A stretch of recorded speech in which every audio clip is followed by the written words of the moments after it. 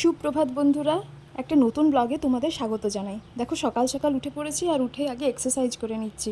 আর তোমাদের দাদাভাইয়ের আজ মর্নিং স্কুল, তো সকাল সকাল বেরিয়ে গেছে। এখন প্রায় ঘড়িতে 5:30 মতো বাজে, আমি এক্সারসাইজ করছিলাম। তারপরে এই প্রায় মিনিট 30 এক্সারসাইজ করে দেখো পুরো ঘেমে নিয়ে অস্থির হয়ে গেছি, সেটাই একটু দেখালাম আর কি। যা গরম, তাতে এমনিতেই ঘাম হচ্ছে আর তার উপরে এক্সারসাইজ। তারপরে এই ডিটক্সটা খেয়ে নিলাম, একটু মেথি জল ভেজানো ছিল আগের রাতে, তো সেটা একটু বসে খেয়ে নিলাম। আজকে যেহেতু তোমাদের দাদাভাইয়ের সকাল সকাল স্কুল নেই, তাই কাজের অতটা তাড়া নেই, এই আর কি। আর এই দিকে দেখো এখন ঘড়িতে প্রায় 6:45 মতো বাজে, আর চারিদিকটায় কীরকম রোদ উঠেছে দেখেছো? পুরো যেন রোদে একদম মানে ঝলমল করছে। আমাদের পোড়ানোর জন্য সূর্য মামা ব্যস্ত। আমি ব্রাশ করে নিলাম, আর এদিকে আমি গ্রিন টিটাও বসিয়ে দিয়েছি, আর সাথে ভাতটাও বসিয়ে দিলাম। তারপরে চাটা ছেঁকে নিয়ে এবার বেশ খানিকক্ষণ বসে টুকটাক মানে ফোনে যা কাজ আছে সেগুলোও সেরে নেবো। এই জন্য ভাতটা একদিকে বসিয়ে দিয়ে চলে এলাম।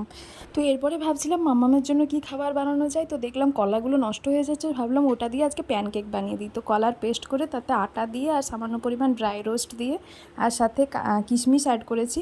আর যাদের বাচ্চারা ব্যানানার ফ্লেভারটা ভালোবাসে না, তারা একটু ভ্যানিলা এসেন্স অ্যাড করতে পারো, দিয়ে হালকা তেলে ভেজে নাও। আমি উঠে পড়েছি। তোমরা সবাই উঠে পড়েছো? সবাই খুব ভালো থাকো। সবাই খুব ভালো থাকো। টাটা। টাটা। Bye bye.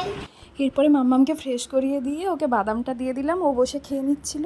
আর আমি এদিকে দেখলাম আচারগুলো বেশ কয়েকদিন রোদে পড়েনি, তো এখন যা রোদ, এখন একটু রোদে টোদে দিয়ে দেওয়া যাক। এর মধ্যে একটা আচার দেখলাম নষ্ট হয়ে গেছে, মনটা একটু খারাপও হয়ে গেল। আর তারপরে এদিকে দেখো এই যে প্যানকেকগুলো বানিয়ে নিচ্ছি। হালকা একটু তেল আজকে আমার বেশিই পড়ে গেছে, এতটা তেল না দিলেও হয়, অল্প তেল দিয়ে করলেও বেশ ভালোই হয়। এই যে দেখো প্যানকেক রেডি হয়ে গেছে। তো একটু গরম ছিল, ভাবলাম একটু পরে খাওয়াই, তার আগে বেডটা একটু গুছিয়ে নিই। কারণ বুঝতে পারছো তো, পুরোপুরি প্ল্যানিং করে আর রুটিন মেনে কাজ করতে হয়। এদিক থেকে ওদিক হলেই সব কিছুতে লেট হয়ে যাবে, এরকম ব্যাপার। তো যাই হোক, এবারে এদিকে বেডটা গোছানো হয়ে গেল। এবারে যাই মাম্মামকে খাইয়ে দিই। এই যে চলে এলাম মাম্মামের কাছে, ও একটু আমাকে বেড গোছানোয় হেল্প করলো। তারপরে এসে আমরা একটু গল্প করতে করতে ওকে খাইয়ে দিলাম। ও আমাকে স্টোরি শোনাচ্ছিল, এইসব শুনছিলাম আর কি। আর খাবারটা তার পছন্দও হয়েছে, এই যে দেখো লাইক দেখাচ্ছে। এরপরে মাম্মামকে টাস্ক দিয়ে দিলাম, ও পড়তে বসলো। যদিও তার মধ্যে অনেক কিছু চলছিল, তো যাই হোক বুঝিয়ে টুঝিয়ে তাকে পড়তে বসিয়েছি। তো এখন পড়ে নিক, আর আমি একটু রান্নাঘরে গিয়ে কাজটা করি, তারপরে আবার আসছি। তো এর মাঝে বেশ কিছুটা সময় কেটে গেছে, কাজ ছিল, তো ছাতুর শরবত বানিয়ে নিলাম আজকে। আর অন্য কিছু খাওয়ার সেরকম ইচ্ছেও করছে না গরমে, আর সাথে টাইমটাও আজকে অনেকটা লেট হয়ে গেছে, তো ছাতুর শরবতটাই খেয়ে নিলাম। আর এদিকে বসিয়ে দিলাম তরকারি, আজকে সয়াবিনের তরকারি করবো, তো সয়াবিনটা হালকা তেলে একটু নেড়ে নিয়েছি। এরপরে একদম 2 স্পুন, জাস্ট 2 স্পুন তেল, দেখতেই পাচ্ছ। তো যতটা না দিলে নয় ততটাই দিয়েছি, সাথে একটু এলাচ মানে গরম মশলা দিয়ে তাতে এবারে আমি আজকে পেঁয়াজ আর টমেটো একসাথে পেস্ট করে নিয়েছি, সেটা দিয়েই মশলাটা করে নিলাম। আর সঙ্গে একটু ভাবলাম আজকে একটু দই আছে, দইটা অ্যাড করে দিই। দেখো বেশি তেল মশলা দিয়ে রান্না সুন্দর করতে তো সবাই পারে, কিন্তু একদম অল্প তেলে রান্নাটা যদি সুস্বাদু করতে পারো, সেটাই তো তোমার কি বলবো, সেটাই তো তোমার কেরামতি, তাই না? যাই হোক, এই যে করে ফেললাম, মানে বসিয়ে দিলাম সয়াবিনের তরকারিটা, এটা হোক। আর তারপরে আমি বাকি কাজটা করে নিই। এদিকে তোমাদের দাদা ভাইয়ের জন্য একটু লস্যি বানিয়ে নিচ্ছি। আমি ব্রাউন সুগার অ্যাড করে দিলাম, কারণ এমনি সুগার আমরা খাওয়া প্রায় ছেড়েই দিয়েছি। এমনি সুগার তো জানো, একদম হোয়াইট ডেভিল যাকে বলে। তারপরে একটু মাম্মামের জন্য বানিয়ে নিলাম, আর মাম্মামকে এই যে গিয়ে দিয়ে দিলাম একটু লস্যি। ও লস্যি খেতে খুব ভালোবাসে, ও পড়াশোনা করছিল, হয়ে গেছে, এরপরে ও ড্রয়িং করতে বসে গেছে, তো আমি ওর জন্য একটু লস্যি বানিয়ে দিয়ে দিলাম। আর এই যে দেখো আমার মাম্মাম কি ড্রয়িং করেছে। এত রোদ আসছে, জানলা দরজাগুলো সব লাগিয়ে দিলাম। তারপরে জামা কাপড় কতগুলো কাছাকাছি ছিল সেগুলো কেচে ব্যালকনিতে মেলে দিলাম। আর ছাদে যেতে ইচ্ছে করছে না, তো ভাবলাম আজকে ব্যালকনিতেই দিয়ে দিই। আর ওদিকে মাম্মাম বেশ কিছুটা সময় পেরিয়েও গেছে, মাম্মাম ওদিকে চলে গেছে স্নান করতে। ওকে বাথরুমে, ও তো এখন বাথরুম থেকে চট করে বেরোবে না, তাই একটু শাওয়ার চালিয়ে দিয়ে ও মানে খেলা করছে একটু জল নিয়ে। আমি ভাবলাম ততক্ষণে আমি এই কাজটা সেরে নিই, মেলে টেলে দিয়ে গিয়ে ওকে এবারে স্নান করাবো। আর এই যে দেখো আমার মাম্মাম সোনা মাম্মাম হয়ে গেছে, স্নান টান করে ফ্রেশ হয়ে গেছে। আর আমার একদিকে রান্না হয়ে গেছে, আরেকদিকে একটা কি ভাবলাম সবজি করব, তো সেই জন্য ঢেঁড়সগুলো কেটে নিচ্ছি। আর তোমাদের দাদাভাইও এসে গেছে, সেও এসে টুকটাক কাজ করে এবারে বাথরুমে চলে গেছে স্নান করতে।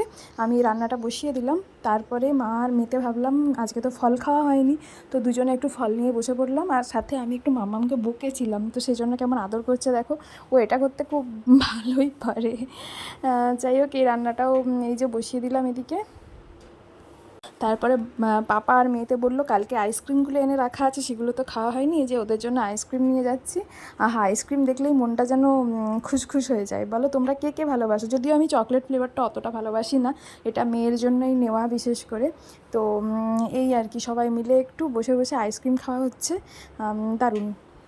এরপরে স্নান টান সেরে দুপুরে খাওয়া দাওয়া করে অনেক টাইম কেটে গেছে। মাম্মাম তো এখন দুপুরে ঘুমোচ্ছে না, এই যে খেলাধুলা করছে, আর আমিও কাজ করছিলাম। আর এদিকে ওর পাপা ঘুমোচ্ছে, সেও তো অনেক ভোরবেলা উঠছে, এখন তো ঘুমোচ্ছে। আর আমি সেই জন্য মাম্মামের জন্য একটু ওআরএস গুলে নিলাম। ওকে একটু ওআরএস খাওয়াতে হবে, না হলে ও জল টল এই গরমে বুঝতেই পারছো, বাচ্চারা জল একদমই কম খাচ্ছে। এরপরে ছাদে চলে গেলাম, আর ছাদে গিয়ে জামা কাপড়গুলো সব তুলে নিয়ে চলে গেলাম। এগুলো তো ডেলিকার রুটিন জানোই।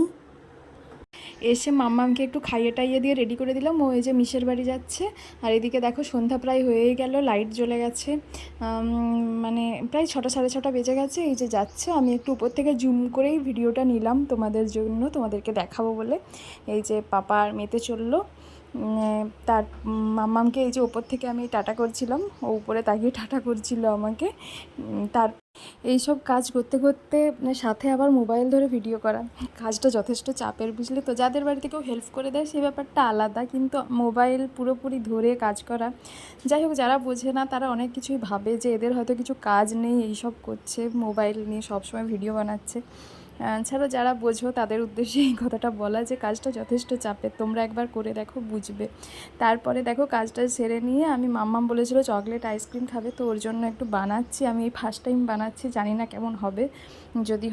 যদি ভালো হয় তোমাদের সঙ্গে অবশ্যই শেয়ার করব। তো প্রায় এখন হয়ে গেছে 7টা মতো বেজে গেছে। যাই হোক, তোমাদের দাদাভাই ওকে ছেড়ে দিয়ে চলে এলো, আমি চাটা বসিয়ে দিলাম। আজকের দিনটা এইভাবেই কাটলো। যদি ভালো লাগে অবশ্যই লাইক কমেন্ট শেয়ার করো। টাটা।